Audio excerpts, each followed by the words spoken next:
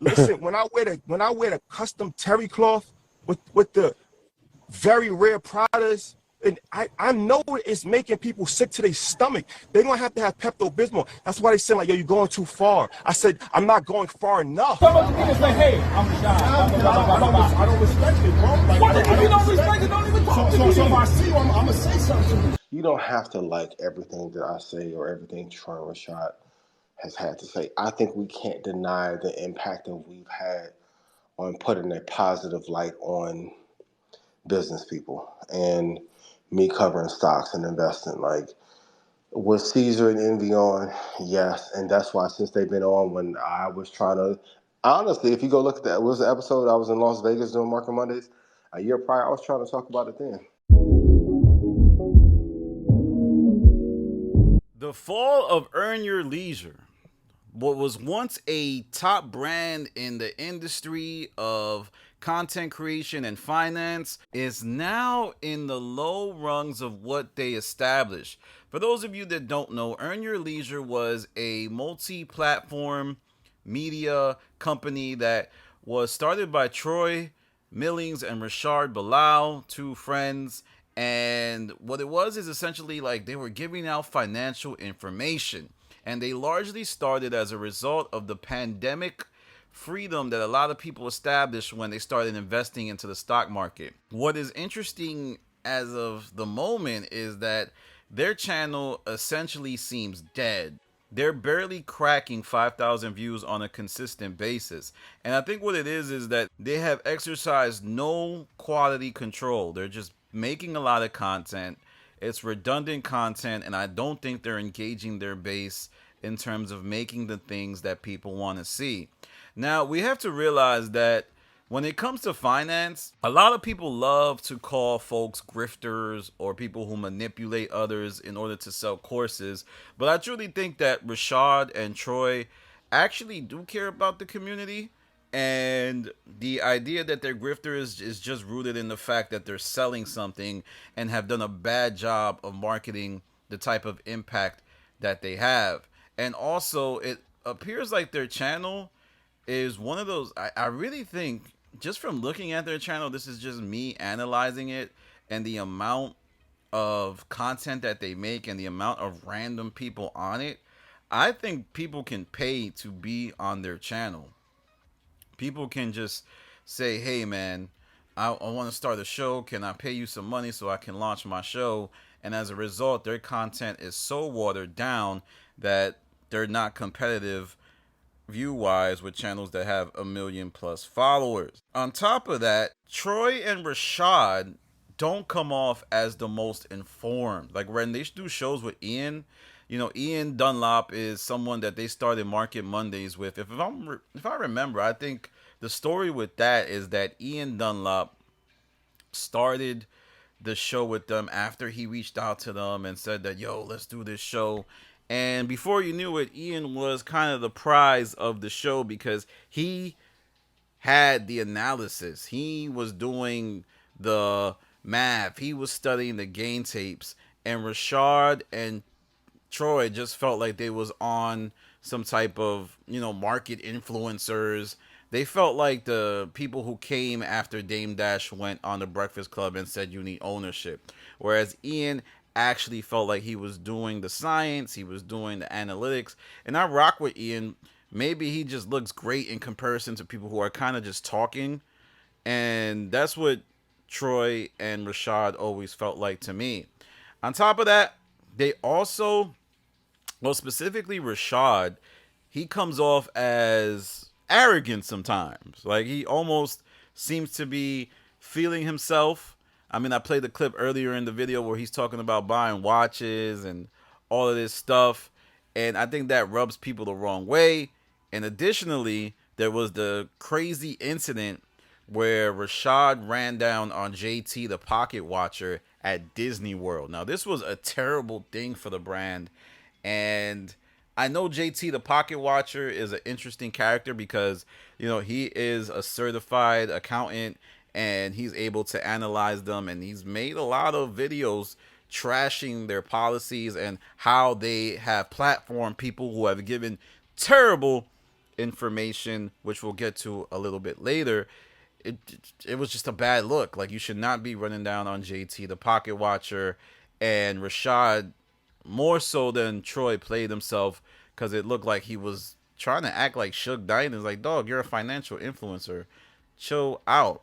And that's another thing we need to talk about, is that these platforms, they never vet anyone. Like, well, now they vet people, I'm sure, but they started to put people on their platform that were giving bad advice. You know, you had him 500, who apparently was giving bad credit advice. Then you had none other than Caesar Pina. And I must tell you that the whole Caesar Pina thing really led to a backlash against the industry. I mean, it just wasn't Earn Your Leisure. You look at the Breakfast Club. The Breakfast Club platform Caesar Pina, and turns out he might have been running a scam. He might have been doing some crazy things with the housing. And Earn Your Leisure also did the same thing. They had DJ Envy on with Caesar Pina giving out advice that seemed sound at the time, but would later go out to be faulty because it looks like some crazy things were going on. And, you know, Earn Your Leisure, I think at one point was just looking for guests, and eventually things went left. Then there's InvestFest. The 2024 InvestFest seems to be, the general consensus is that it was not good. It was a failure. I went to InvestFest this year, and it's probably the last time I'll ever go to InvestFest or anything remotely close. I think it's morphed into something that is outside of the element of financial literacy, and it just feel like salesy and everybody trying to get you to sign up. That's just my opinion of InvestFest. Definitely a lot of distractions. Everything is a big distraction there. It's definitely downsized compared to last year. I could tell a lot of people didn't get the value from it and didn't want to return. As somebody who just getting a general admission ticket, I don't think it's a lot of value in that $250 spent. There's tons of people who feel like it was a concert more so than a financial literacy event. And there's even accusations of people being robbed at Earn Your Leisure's InvestFest. I must say, just from the outside looking in and someone who's never been, it does look a little bit like a festival, like an influencer festival. It just seems like there's not much substance. Like, it's just a bunch of things going on. There's no type of initiative. They should probably have like a theme for each event, and maybe they do have a theme for their event, each event, but it just doesn't come across that way when they market the show, when they go on the Joe Budden podcast, or when they go on other shows. It doesn't feel like there is a intentionality to it. Now, is it over for Earn Your Leisure? I don't necessarily know if it's over, but I do think they need to exercise more quality control on their channel. Some of the content that they do is redundant. I think that Ian Dunlap might need to take a different approach. Not him necessarily, but just the way they highlight Ian, because that's the dangerous thing now. It's like with Troy and Rashad, it really feels like they just are influencers. And the way they come off, the way they speak isn't necessarily the most informative. They're it looks like they're riding Ian's coattails whenever they do a show together. And on top of that, I just look at reflecting on the advice that they give sometimes. It's not the most sound. Like, I remember when Facebook went through their big stock market crash, Ian, Troy, Rashad, oh, sell it! It's over! They'll never come back. And now Facebook is back with a vengeance. Then, if you look at Netflix, remember when Netflix crashed, their earnings was bad? Ian, Troy, and Rashad, sell it! It's doing bad. You'll never react. They're not part of FANG anymore. They're back where they're at. And I think the pressure comes from having to make content that's engaging, right? Because you need to be able to make content where people feel like, oh my God, chaos is among us. And that's where they have fallen off. And it's gotten so bad that Rashad went on Ray Daniels' podcast and said that there's an influencer recession. An influencer recession. I definitely feel like it's not over. Yeah. But I feel like if COVID was boom time for influencers and podcasts, everybody was just content because everybody's consuming content because there was nothing else to do. Yeah. So True. But now everybody's back outside, and there has been, I think, too much content being produced. Now, that caused a lot of backlash to content creators because they started to say, hey, man, it's not an influencer recession. Now, in the merits of what Rashad said, I think he could be right. But because his channel is in dire straits and seems to be lifeless, it came off like he was just trying to get off a reason as to why that was. But if you look at what he's saying, the market is saturated and the views are dropping for a lot of platforms. So it's going to be on those platforms to figure out ways to survive with the optics looking like they do. And Earn Your Leisure is certainly one of those platforms. Like, how can they truly be a leader in the industry if their views are this low? Talking about like 1,200, 2,000, sometimes barely cracking 5,000. And it's as a result of the way they've gone about dropping content. It's not engaging. It's redundant. It's bad thumbnails. You're allowing anyone on your platform. Where's the intentionality? And they seem to be all over the place, just like InvestFest was. But we have to give it to Troy and Rashad and Ian. They have given out advice that has helped a lot of people, but they should probably go to some type of YouTube consultant to help them out with finding ways to grow their platform after it has dipped in branding. Don't run down on JT the Pocket Watcher. Matter of fact, you should hire someone like JT the Pocket Watcher to lend some credibility to your platform. Anybody who's attacking you, hire somebody who is like them. Because then you can kind of co-opt that audience. You can kind of, like, there should be some version of JT. There should be a pocket watcher on Earn Your Leisure. Pocket watching other people. Right? If there's somebody who's create the competitor to that person. And some of the content Earn Your Leisure is doing is just, it's very missable. I would say please stop making this content.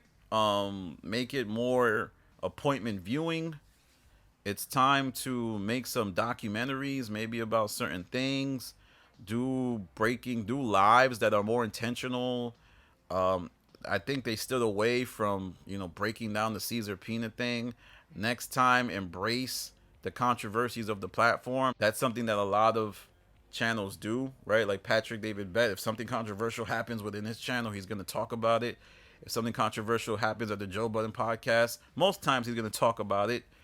And I think Earn Your Leisure will be fine if they make these changes. But right now, they're just going through the motions and everybody can see it. But let me know what you think. Is it over for Earn Your Leisure? Do you feel like people are exaggerating their demise? I don't think it's over. I do think that they need to reassess or it will be over. It's time for them to bounce back. I've always been curious about the setup that Ian has with Troy and Rashad. I know he doesn't own the Earn Your Leisure brand. Like, that's Troy and Rashad. But Market Mondays gains the most traction. So it's a bit confusing. And sometimes I wonder how long he will be on the platform. You would assume he would want his own platform. And Rashad and Troy are great. But Ian is kind of the crux of what they do now. Like, if Ian wasn't on that channel, to me, it would come off as some influencer gobbledygook with no substance. But that's just me. All right, y'all. Wanted to do Earn Your Leisure because there was a time where I was a big Earn Your Leisure fan, and I would check in every Monday for Market Mondays, and I would even watch some of their clips. But it became so much, and they were just making so much content that I eventually had to distance myself. And I felt like the advice they were giving wasn't the most elite advice. Like I felt like I could have read stuff, or I could have just watched other channels and been fine. But yeah, so I wanted to do a video about Rashad, chill out. You acting a little crazy. You're not like Fab in the mid 2000s. Sometimes I don't know, Rashad. He be acting like Fab, yo.